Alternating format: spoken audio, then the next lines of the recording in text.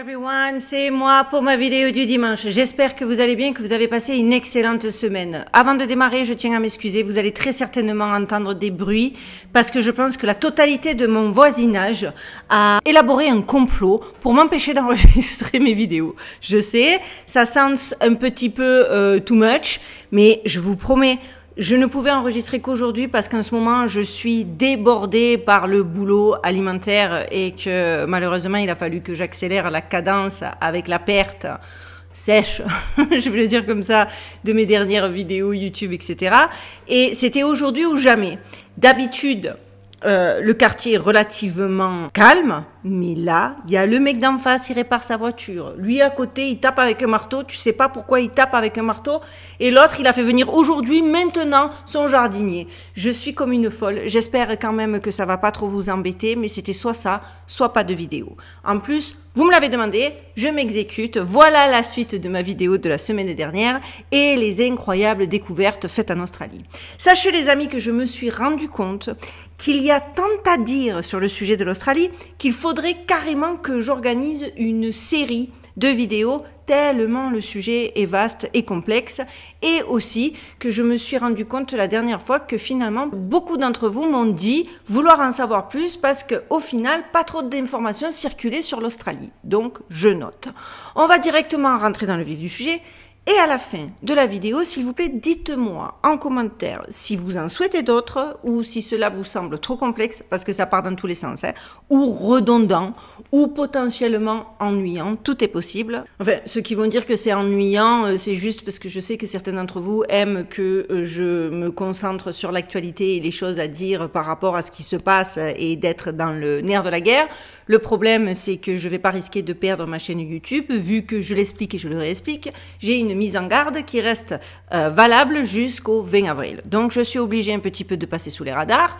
Je continue dans la même ligne directrice de ma chaîne YouTube, à savoir, on nous dissimule des choses, on nous a menti sur nos origines et tout un tas de preuves, que ce soit architecturales, que ce soit des découvertes scientifiques non universitaires et non vendues par le système, on en a très souvent la preuve.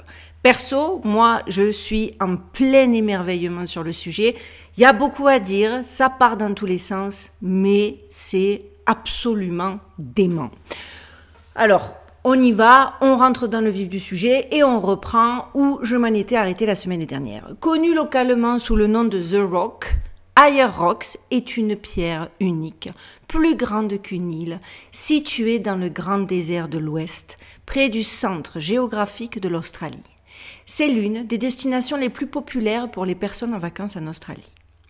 C'est depuis la fin du 19e siècle qu'il porte le nom d'Ayers Rock. Mais pour les membres des tribus Pitjantjatjara et leurs parents du grand désert de l'Ouest, il porte un autre nom, un nom d'une antiquité imposante, un nom d'avant les ères glaciaires, associé au gigantesque dingo diabolique que certains croient encore habiter quelque part sur le sommet de la montagne et que les aborigènes ont surnommé Uluru.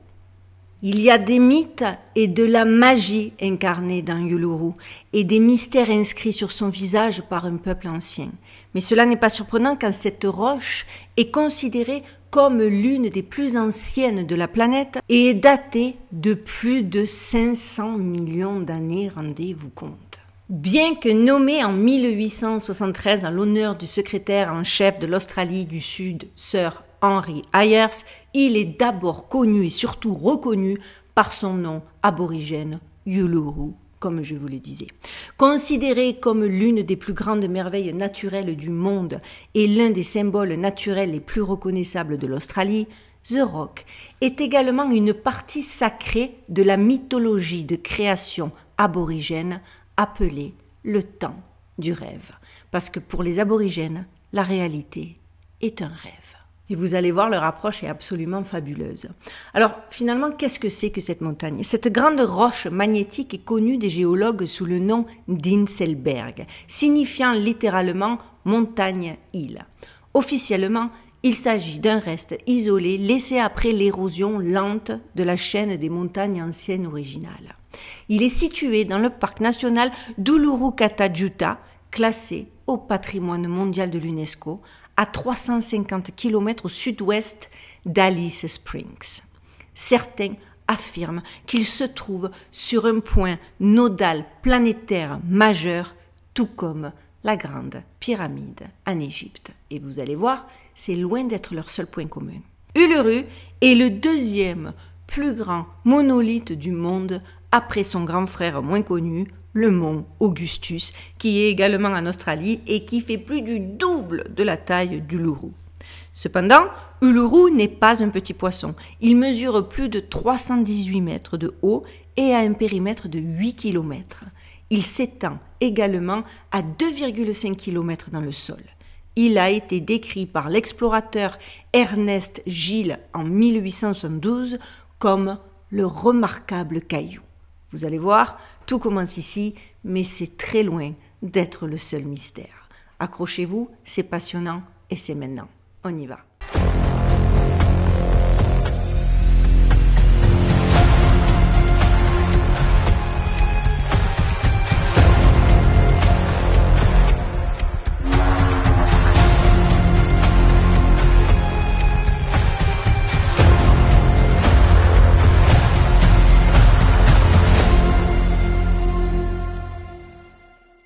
Uluru est remarquable pour son apparence changeante lorsque la lumière frappe différemment à différents moments de la journée et de l'année, passant d'un rose riche à l'aube à l'orange à midi, pour offrir une vue particulièrement remarquable lorsqu'il brille brièvement d'une ocre radieuse au coucher du soleil. Bien que les précipitations soient très rares dans cette région semi-aride, pendant les périodes de pluie, la roche acquiert une couleur gris argenté avec des traces d'algues noires se formant sur les zones servant de canaux d'écoulement d'eau. Monter Uluru a été une excursion populaire dans le passé, mais il faut savoir que depuis le 26 octobre 2019, la montée est fermée définitivement aux touristes. Selon la loi aborigène, les aborigènes locaux, le peuple Anangu, sont responsables de la protection d'Uluru et de ses visiteurs. Ils affirment que leur site est sacré et ont demandé l'interdiction de le monter depuis que Uluru leur a été confié depuis 1885. Donc ils ont demandé et ça leur a été accordé juste en 2019. Ils croient, et c'est pour ça qu'ils ont demandé la protection de cette montagne, que pendant la formation du monde, la montée était le chemin traditionnel emprunté par les hommes ancestraux lorsqu'ils sont arrivés à Uluru. En raison de cette signification spirituelle, ils préfèrent que les visiteurs respectent leurs lois et leur culture en ne grimpant pas. Et je pense que c'est un minimum. Pour les anciens Anangu, il s'agit d'une chose sacrée vraiment importante et de simples touristes ne devraient pas être autorisés à grimper quelque chose qui, hormis ces genres The Place to Be, pour être vu sur Instagram, mais tu vas sans même t'être renseigné de où tu mets les pieds, juste parce que ça fait de belles photos. Moi, je suis complètement d'accord avec cette approche. Il y a des lieux comme ça, c'est pas, tu dois respecter. Tu vois, tu dois respecter. Tu le fais bien pour certaines églises et certains lieux de prière dans divers pays. Pourquoi, si les aborigènes, leur lieu de prière, c'est la nature, pourquoi toi, tu vas te permettre d'arriver, ballot de touristes, à polluer tout autour et à pas respecter la base de la croyance des aborigènes. Donc moi, je trouve qu'ils ont bien fait. Au sommet nord d'Uluru se trouve une série de grottes qui sont colloquialement appelées le crâne.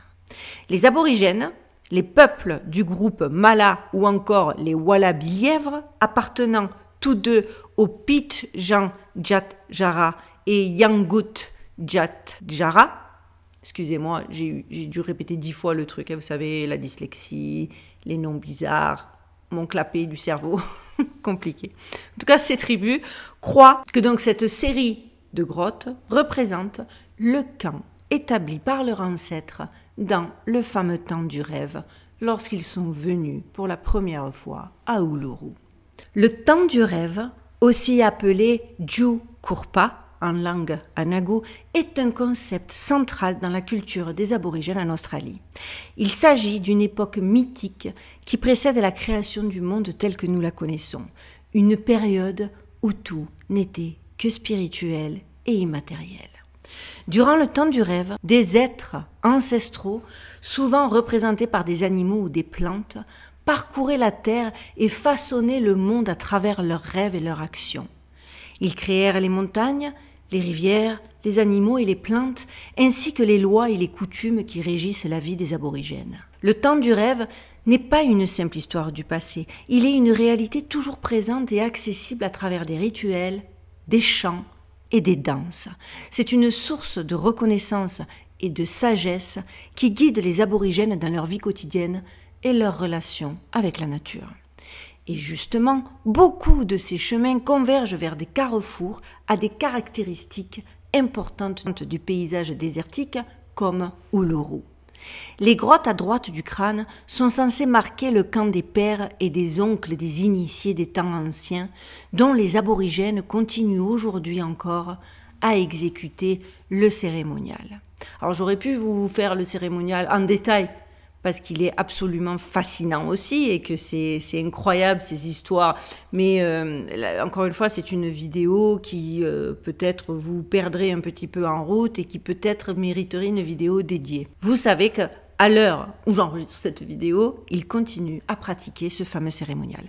Chaque fois que les tribus de la région se rassemblent à la roche pour ces cérémonies, elles campent toujours précisément dans le même schéma que les anciens. Dans le coin nord-ouest, séparé du corps principal de la roche, se trouve un pilier immense que les habitants appellent la queue de kangourou. Pour les aborigènes, il s'agit du poteau cérémoniel Naldawata, volé au milieu du camp Mala par un dingo démon. Le dingo, une espèce de chien, est censé être arrivé en Australie en même temps que les aborigènes, avec carrément les aborigènes, à travers des ponts terrestres et des mers peu profondes qui existaient entre l'Australie et l'Indonésie et éventuellement l'Antarctique avant la fonte des glaciers, vers la fin de la dernière ère glaciaire.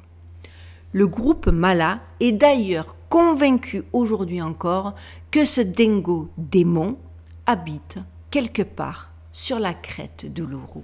Et autant vous dire qu'il y a justement beaucoup d'histoires et autres témoignages plus ou moins crédibles de personnes ayant vu une espèce de chien, voire un énorme chat, quand ce n'est pas tout simplement des histoires de Bigfoot, parce qu'il y en a aussi beaucoup en Australie et pas seulement qu'aux États-Unis, circulant aux quatre coins de l'Australie, assez fréquemment de surcroît, qui confirmerait cette croyance, mais qui reste très controversée, parce que c'est qui a vu les paroles de l'un, les témoignages de l'autre. Il y a eu des empreintes, il y a des trucs, mais vous savez, c'est toujours la même chose. Soit ils sont accusés de faire du fake, soit c'est accusé maintenant l'intelligence artificielle à tout bout de champ, même si c'est des photos qui datent d'il y a 20 ans. Bref, donc vu que c'est très controversé, c'est compliqué. Je ne vais pas rentrer dans ces détails-là, mais il y a aussi ces légendes urbaines qui, selon moi, n'en sont pas. Mais bon, ça après, je vous dis, je ne veux pas biaiser le sujet en mettant des choses qui ne sont pas vraiment vérifiables ou en tout cas qui n'ont pas été argumentées de manière significative dans cette vidéo. Par contre, ce qui n'est pas du tout abstrait pour le coup, mais qui est tout aussi étonnant, c'est justement, toujours à propos du mont Uluru, c'est que parfois, après de très fortes pluies, de petits crustacés en forme de têtard appelés crevettes boucliers, de leur nom scientifique c'est Triops australiensis, éclosent dans des trous d'eau temporaires et des bassins rocheux au sommet d'Uluru. Ces crevettes fées, ou crevettes de mer, crevettes fées c'est comme ça qu'ils les appellent, j'ai trouvé ça ravissant, peuvent atteindre jusqu'à 9 cm de long et appartiennent à un groupe de crustacés appelés branchiopodes, ce qui signifie littéralement qu'ils possèdent des pieds branchiaux, des pieds en forme de feuilles, lobés, portant chacun une plaque branchiale pour leur permettre de respirer. Regardez ces photos, elles ressemblent plus à des têtards extraterrestres avec une queue à double pointe qu'à un crustacé. Enfin, moi en tout cas, quand j'ai vu ça, je me suis dit, mais alors déjà, la forme, j'avais jamais vu, mais en plus, comment ces étranges créatures ont-elles atterri dans des piscines d'eau fugitive au sommet d'un monument national à 360 mètres au-dessus du désert? Personne ne peut l'expliquer. Il y a des théories. certaines qui sont tenues comme référencement du narratif officiel, mais qui restent des théories. Voilà. Vous ne serez donc pas étonné d'apprendre que énormément, forcément, d'histoires, de théories, de possibilités circulent autour du mont Uluru. Certains théoriciens pensent qu'Uluru n'est pas une formation naturelle, mais plutôt un vaisseau spatial artificiel qui se serait écrasé sur Terre il y a des millions d'années. Ils soutiennent que sa forme symétrique et sa structure inhabituelle indiquent clairement une origine artificielle. D'autres pensent qu'Uluru est une porte vers une autre dimension. Ils affirment que les étranges lumières et les phénomènes magnétiques qui ont été observés autour d'Uluru sont des preuves de son existence. Des témoignages font état de lumières étranges et inexplicables autour d'Uluru, notamment des lumières qui dansent autour de la roche pendant la nuit. Certains les attribuent à des phénomènes naturels, tandis que d'autres évoquent des explications plus paranormales. Des récits rapportent encore des rencontres avec des êtres étranges près d'Uluru, allant des esprits aborigènes ancestraux aux visiteurs extraterrestres. Ces histoires, vous vous en doutez, alimentent les spéculations sur la présence d'une dimension spirituelle ou extraterrestre à Uluru. Certains autres théoriciens pensent qu'Uluru serait une antenne géante qui a été construite par une civilisation ancienne pour communiquer avec des êtres extraterrestres. Ils soutiennent que sa structure en forme de dôme et sa composition de roches conductrices en font une antenne parfaite. D'autant plus qu'il s'agit d'un lieu où les lignes telluriques convergent et où les forces cosmiques se rencontrent. Selon cette théorie, les visiteurs peuvent même ressentir une énergie particulière en méditant ou en se connectant spirituellement avec la roche. D'autres encore croient qu'Uluru est carrément un être vivant qui possède son propre esprit et sa propre conscience. Ils affirment que justement les changements de couleur d'Uluru que je vous décrivais en introduction et les sons étranges qu'ils ont entendus en provenant de la roche sont des signes de vie. Sinon, beaucoup de gens croient aussi qu'Uluru est un lieu de pouvoir magique. Ils affirment que la roche possède une énergie si puissante qu'elle peut guérir les malades, exaucer les souhaits et même changer le cours de la vie. Toutes ces théories sont plus fascinantes les unes que les autres, mais enfin, comme je vous le disais dans ma vidéo de dimanche dernier, certains chercheurs pensent qu'Uluru est un obélisque funéraire et l'Australie pourrait être une immense tombe d'Atlante. Il existe des théories selon lesquelles Uluru abrite des tunnels et des passages secrets menant à des lieux mystérieux ou à des dimensions alternatives. Ces idées captivent l'imagination et alimentent les récits de découvertes inexpliquées autour de cette fameuse roche. Certains spéculent sur la possibilité qu'Uluru cache des vestiges d'une ancienne civilisation avancée possédant une technologie aujourd'hui disparue. Des rumeurs circulent sur d'éventuels artefacts enfouis sous la roche attendant d'être découverts. Les histoires et les mythes aborigènes entourant Uluru regorgent de mystères et de récits non révélés. Certains pensent qu'il existe des légendes secrètes ou des connaissances ésotériques gardées par les anciennes tribus, révélant des vérités cachées sur la roche sacrée. D'ailleurs, toujours selon ces gens qui ont ces croyances, la preuve que l'Australie était l'Atlantide peut être trouvée dans les fameuses fresques. Et je parle bien de l'Atlantide, parce que certains d'entre vous, sur l'ancienne vidéo, sur mon vidéo de dimanche dernier, me parlaient de Lémurie. Oui, il y a la Lémurie aussi. Mais là, cette possibilité-là, cette hypothèse-là, cette théorie, appelez ça comme vous voulez, c'est vraiment Atlantide. Et donc, comme je vous le disais, selon eux, la preuve en est via les fameuses fresques. En effet, le mystère d'Uluru nous conduit naturellement à d'autres questions sur l'histoire et les peuples de l'Australie. Parmi les plus intrigantes figurent les Wanginas, un peuple qui a laissé des traces énigmatiques dans la région de Kimberley.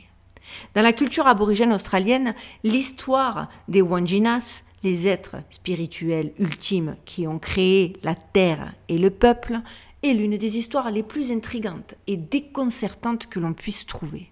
L'aspect peut-être le plus intrigant de leur art figuratif qui a été peint sur des rochers et dans des grottes est la façon justement dont les Waginas ont été représentés avec des visages blancs, sans bouche, d'énormes yeux noirs et une tête enveloppée d'un halo ou d'une forme de casque, entre autres caractéristiques. Rapidement, certains théoriciens ont fait le lien avec les anciens astronautes qui auraient visité la Terre il y a des dizaines de milliers d'années et auraient eu un contact direct avec les gens. Effectivement, certains chercheurs, et je parle encore une fois des chercheurs, des personnes qui sont des chercheurs indépendants, qui ne sont pas vendus au système, etc. Vous le savez, je le répète systématiquement, mais encore une fois, que les gens soient bien conscients qu'il ne s'agit pas de mes théories à moi toute seule, que c'est une autre espèce de scientifiques, moi je pense des scientifiques qui font ça pour l'amour de l'histoire et de la découverte, et non pas pour avoir les subventions qui leur permettent de vivre. Bref, en tout cas, effectivement, certains chercheurs sont intimement convaincus que les extraterrestres ont participé activement à la formation de l'univers, qui est justement représenté dans les traditions aborigènes par le temps du rêve, ainsi que des mythes et légendes de toutes les civilisations passées du monde. Et quand vous fourrez votre nez là-dedans, je peux vous assurer que c'est démentiel les choses que l'on peut apprendre de ces tribus. Parce que oui, déjà par exemple, beaucoup de gens se demandent pourquoi les Wanginas étaient peints avec la peau blanche, s'ils étaient censés symboliser d'autres peuples autochtones, qui avaient tous des couleurs de peau foncée. Pourquoi livides les gars ils sont? De plus, pourquoi les yeux des figures de Wangina sont-elles donc peintes de manière disproportionnée par rapport au reste du visage? Parce que, ok, qu'ils ne savent pas dessiner, parce qu'il y a des gens qui pensent que les fresques sont ce qu'elles sont parce que juste on leur avait pas appris à dessiner. Déjà, des fois, je me dis comment on peut être aussi obtus. Mais même tu sais pas dessiner, tu vois, c'est des adultes, hein, on parle pas d'enfants à l'école maternelle qui ont dessiné les fresques. Tu respectes, ils savent quand même respecter les proportions, donc c'est que c'est vraiment volontaire.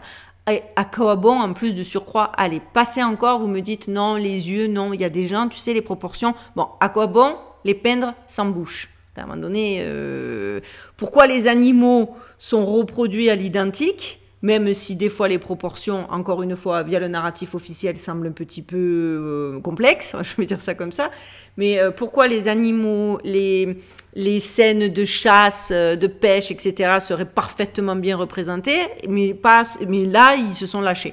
Je ne sais pas si vous suivez ma logique, mais non, c'est que c'était volontaire, c'est qu'ils ont voulu représenter quelque chose qu'ils ont vu. Et en plus, parce que même si certains d'entre vous croient avoir le début d'une réponse, sachez que ces questions continuent d'intriguer les professionnels depuis des décennies. Donc c'est pas comme si c'était plié, fini campagne, on a découvert ça, c'était la théorie, c'est qu'ils dessinaient pas bien.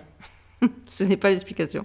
Cependant, ce qui est encore plus inattendu, c'est l'histoire orale des Wanginas, qui, comme toutes les légendes aborigènes du temps du rêve, s'est transmise d'une génération à l'autre.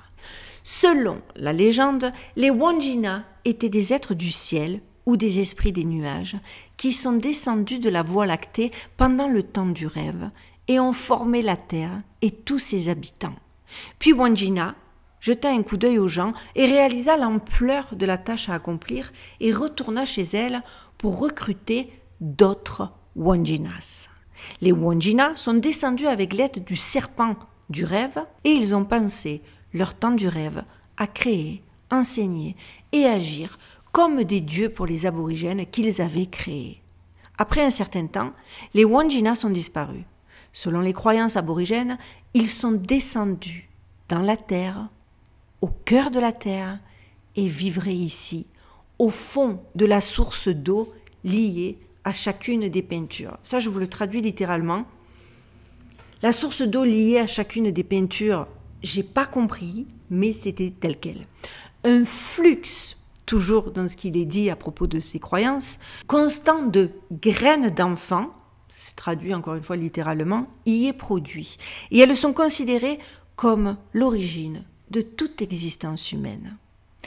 D'autres encore, d'autres de ces créateurs du temps du rêve, d'une autre partie des Wandjimina, ont fui dans l'espace et sont maintenant visibles sous forme de lumière brillante, voyageant à des milliers de kilomètres au-dessus de la surface de la Terre la nuit. Même après la disparition du Wandjina, les aborigènes des Kimberley croient toujours qu'ils sont responsables de tout ce qui s'est passé sur Terre, dans le ciel et dans l'eau. Dans la tradition aborigène, les récits du temps du rêve ainsi que l'art rupestre qui les accompagne sont souvent considérés par la commun des mortels comme des légendes plutôt que des faits historiques. Sachez cependant parce que c'est très intéressant de le noter, que certaines de leurs histoires considérées comme fantastiques par ceux qui savent tout, une fois et qui ont longtemps été en plus considérées comme des mythes grâce à monsieur et madame je sais tout, limite, c'est moi qui ai créé l'univers. Ces soi-disant mythes ont été corroborés par des découvertes archéologiques ultérieures. Par exemple, les récits aborigènes évoquant les créatures gigantesques parcourant la Terre étaient autrefois perçus comme des récits de science-fiction. Encore une fois, on en revient à ces fameuses perspectives, ou alors les mecs, ils n'avaient pas la télé, ils n'avaient rien, on ne pouvait pas accuser Hollywood, mais déjà, ils faisaient de l'art rupestre sci-fi. Cependant, après, on a découvert ça avant, donc ils avaient découvert les trucs rupestres avant, ils ont dit, c'est le gars, il s'est lâché sur ses peintures, et des années après, la découverte de fossiles de la mégafaune, comprenant d'énormes mammifères, a révélé que finalement ces mythes, ce qui était considéré comme des mythes, étaient en réalité basés sur des événements réels, transmis de génération en génération pendant des millénaires. De toute façon, j'ai toujours été, petit aparté, j'ai toujours été fascinée par les gens qui considèrent les aborigènes ou les anciennes civilisations comme un peu des imbéciles dans le sens où ils croyaient des trucs parce qu'ils savaient pas, ils étaient un peu, tu vois, genre des bolosses. Genre comme des enfants un petit peu, je vois pas d'où vient cette prétention, et que les gars en fait ils étaient des enfants en balbutiement, que les gars ils apprenaient à marcher, et que tout ce qu'ils ont dit, tout ce qu'ils ont inscrit, tout ce dont ils ont témoigné, tout leur art rupestre, c'était simplement des trucs approximatifs de gens qui savaient ni peindre ni créer, alors que ils ont été capables de construire des architectures, de par le monde, de créer des choses qu'on est incapable de reproduire aujourd'hui. Mais pourtant, il y en a toujours pour vous dire non, mais c'est parce qu'avant ils savaient pas. Moi, je pense qu'avant ils savaient beaucoup plus. D'ailleurs, une découverte curieuse et controversée concerne des artefacts trouvés dans ces zones géographiques qui suggère une occupation humaine il y a 174 000 à 60 000 ans. Ceci remet clairement en question l'hypothèse selon laquelle les aborigènes auraient migré d'Afrique vers l'Australie il y a environ 60 000 ans, suggérant même des théories selon lesquelles l'Homo sapiens aurait pu avoir des origines australiennes. Encore une fois, il s'agit de découvertes qui sont analysées par des scientifiques et des chercheurs. C'est pas moi qui délire au niveau des dates. Donc, monsieur et madame Wikipédia, venez pas m'agresser en me disant que c'est pas ce que vous avez appris à l'école. Je le sais que c'est pas ce que vous avez appris à l'école. Je sais que ça va très certainement vous agresser parce que quand on est conditionné, les zones de confort, tout ça, c'est compliqué. Mais ce que je vous dis, c'est sérieux, c'est documenté, c'est argumenté, c'est le résultat de mes recherches. Les Wandjina, des êtres spirituels, donc, comme je vous l'expliquais, vénérés par les aborigènes, sont toujours considérés avec un profond respect par les tribus Yorora, Nyagarinning et Nyunumbul. J'espère que je les aurai bien dites. Seuls quelques individus sont autorisés à peindre les représentations des Wandjina, et enfreindre cette règle pourrait entraîner des conséquences désastreuses selon la légende, telles que des inondations, des éclairs ou des cyclones. En raison de la croyance en leur pouvoir, ces représentations sont traitées avec une grande délicatesse et beaucoup de considération. Même si tout cela, de base, peut sembler juste un pur délire et une volonté de croire en des contes de fées ou en des histoires bonnes à coucher dehors, tout cela a pris vraiment son sens depuis que l'American Society of Human Genetics ont officialisé leurs conclusions, tout simplement stupéfiantes, lors de leur réunion annuelle. Les données qu'ils ont recueillies montrent que les aborigènes et autres habitants de la Mélanésie pourraient être porteurs de gènes inconnus dans leur ADN.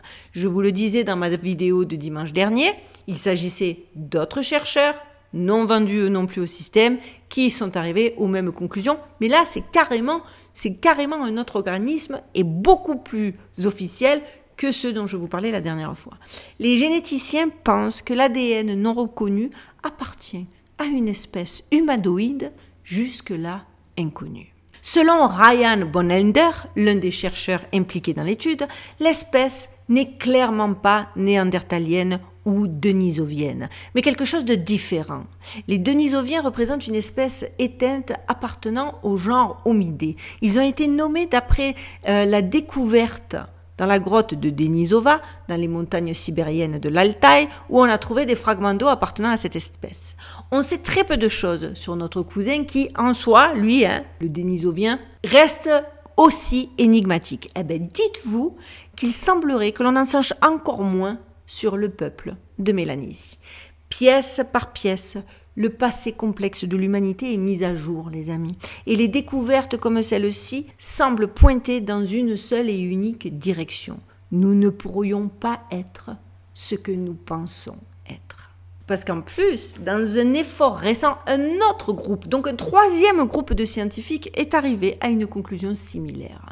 Dirigé par le généticien évolutionniste Eske Willerslev du musée d'histoire naturelle du Danemark, les scientifiques ont examiné des échantillons d'ADN prélevés, eux, sur 83 aborigènes australiens.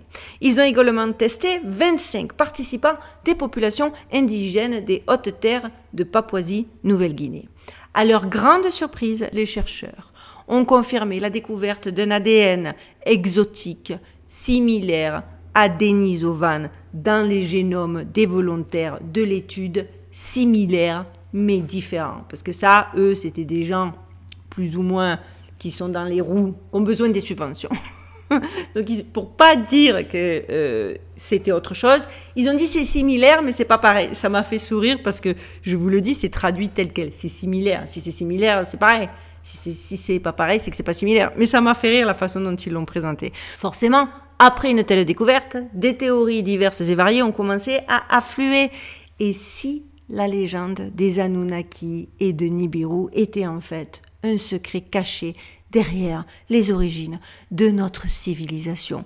Ou encore, il y a eu aussi cette théorie que je trouve fascinante, ceci serait-il enfin la preuve que les extraterrestres ont modifié génétiquement l'Homo sapiens? Une chercheuse australienne, Daniela Fenton, spécialiste des lignées de chevaux et de l'expression génétique, a découvert de multiples modifications génétiques qui distinguent les humains des espèces de singes actuelles, dont certaines sont si dramatiques qu'elles ne peuvent être expliquées que par un génie génétique avancé. Le livre de Daniela Fenton, Humains hybrides, preuves scientifiques de notre héritage extraterrestre vieux de 800 000 ans, que je recommande, décrit une succession d'altérations substantielles dans les gènes liés à la croissance du cerveau, à l'architecture neuronale et au traitement de l'information. Les gènes qui surviennent brusquement se sont complètement formés à partir de ce que l'on appelle l'ADN poubelle. Et des portions de gènes qui ont été extraites, répliquées et réinsérées sont des exemples de ces modifications. Et la liste, les amis, elle est hyper longue, croyez-moi sur parole. Mais pour vous expliquer ceci, clairement, je vais devoir faire une deuxième vidéo. Je pense même, comme je vous le disais en introduction, qu'il va me falloir une série de vidéos. D'autant plus, franchement, que plus j'en apprends, plus je suis perplexe. Et je sais, pour le coup, je sais même plus quelle théorie me parle le plus. Surtout que personnellement, j'ai cru voir un lien entre le mont Uluru et la pyramide de Gizeh via les recherches de l'ingénieur Mario Pincherle, qui a été l'un des plus grands chercheurs italiens sur les civilisations anciennes, faisant d'énormes révélations absolument crédibles et carrément déstabilisantes à propos de l'intérieur de la pyramide de Gizeh. Mais ça aussi, il faut que je vous en fasse une vidéo parce que le truc est démentiel. Dites-moi si ça vous dit en commentaire. Voilà les amis, pour moi c'est fini. Je suis désolée si les bruits environnants auront un petit peu biaisé cette vidéo. Je suis désolée si ça a été pénible à écouter. J'espère que le sujet vous aura autant plu que ce que j'ai aimé le traiter. Vous savez comment ça fonctionne parce que j'espère que... on dirait que vous avez de plus en plus de notifications. Je suis contente, mais certains d'entre vous pas. Donc je suis clairement toujours un petit peu strikée, un petit peu mise sur le côté. Je suis un peu shadowban. Shadowban, pour ceux qui l'auraient pas compris, c'est un peu dans l'ombre, c'est-à-dire on ne me suggère pas à ceux qui ne sont pas abonnés, ce qui est compliqué quand on veut accroître le nombre d'abonnés de la chaîne pour passer cette fameuse barre des 100 000 où je pourrais enfin être plus libre de mes mouvements, de mes idées et de mes sujets. Donc pour ce faire, pour m'aider, vous le savez, on like à fond, on commente, on partage. Si vous êtes nouveau, abonnez-vous, ça coûte rien. Pour moi, c'est le plus beau des soutiens et je vous en serai très reconnaissante. Voilà, cette fois-ci, j'arrête ici, c'est fini, c'est terminé, c'est plié. Je vous souhaite une excellente semaine. Prenez bien soin de vous, prenez bien soin de vos proches, gardez l'œil ouvert et surtout les amis, stay safe.